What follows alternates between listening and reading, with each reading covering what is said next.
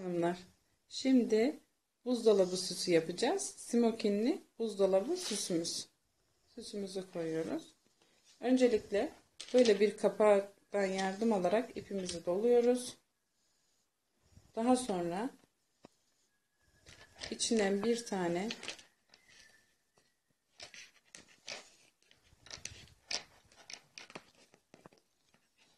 ip geçirerek tepesinden bağlıyoruz. Daha sonra kapağımızı bükerek ipimizi çıkarıyoruz.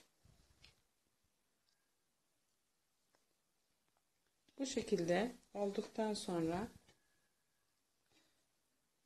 kafa kısmını boyundan bağlıyoruz.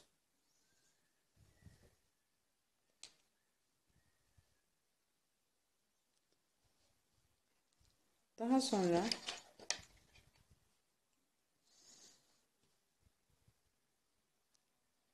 en alt kısmını kesiyoruz.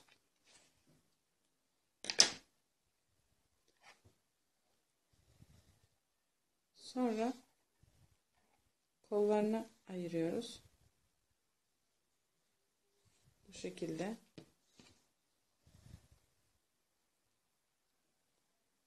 Kollarını da bağlıyoruz.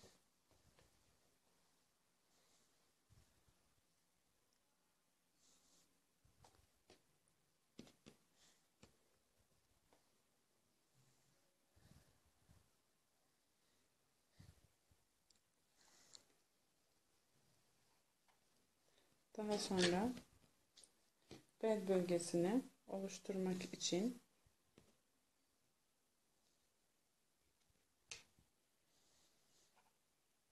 belinden de bağlıyoruz.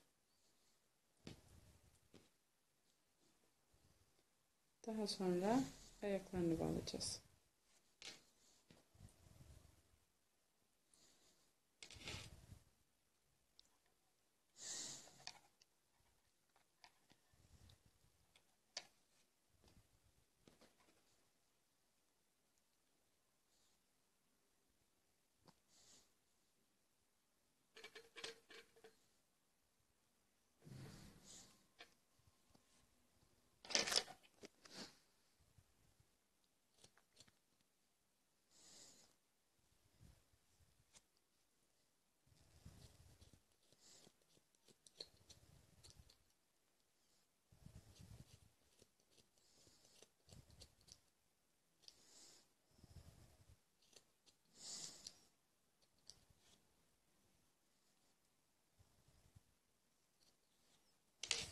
Bu şekilde bebeğimizi yaptıktan sonra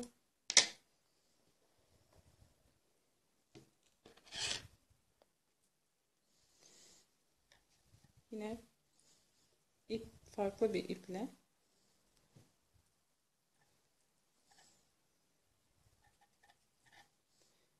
yedi veya 8 tane zincir çekerek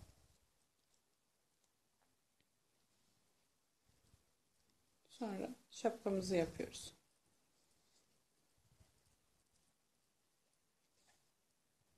Bu şekilde şapkamızı yaparak şu şekilde yuvarlak yaparak sonra kenarlarını pipirikler yaparak ortasından tığımızı geçiriyoruz. Sonra şapkamızı takıyoruz bebeğimize. Şu şekilde. Daha sonra smokinli yapmak için yine yuvarlak bir halka elde ediyoruz. Bir köşesini şu şekilde dolgu yapıyoruz. Sonra arkasının kollarını yapmak için çarpı şeklinde yapıyoruz. Daha sonra alt kısmını 3 zincir çekerek dolduruyoruz. Şu şekilde olacak.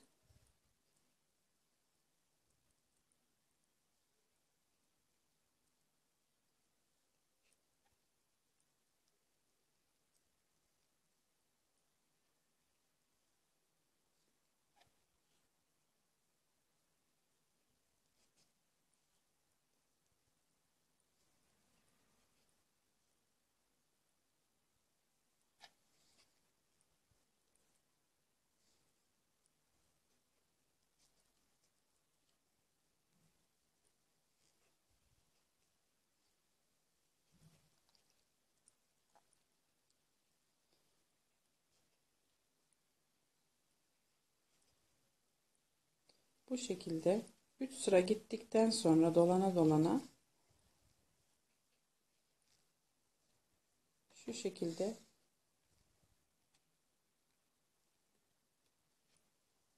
yapmış oluyoruz.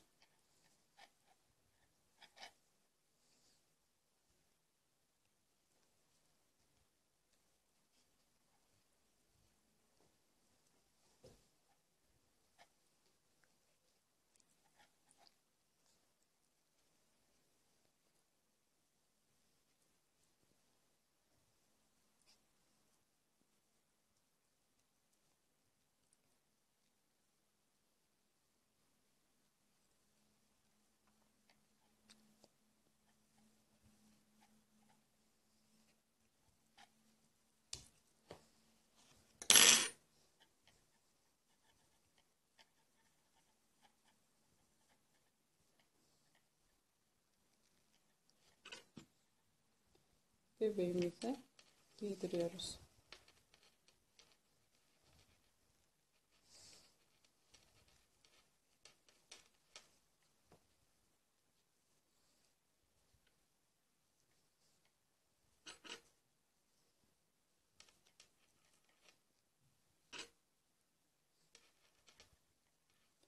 Kollarını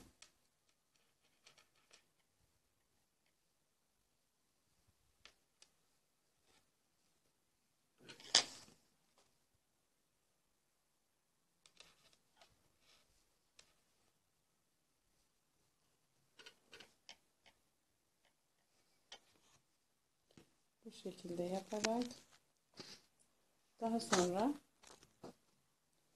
gözlerini yapıyoruz.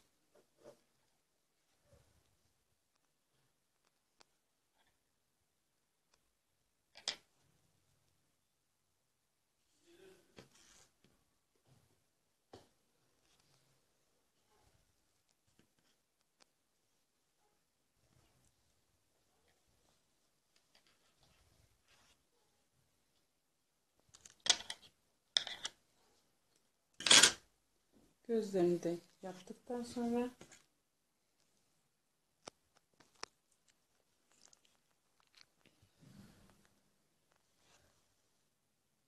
kırmızı bir iple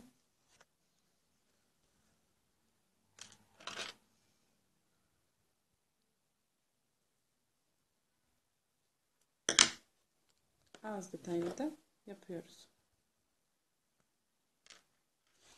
En son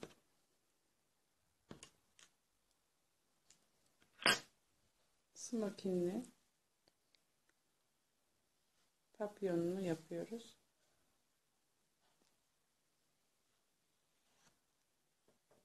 Bu şekilde bağlayıp işlemimizi tamamlıyoruz.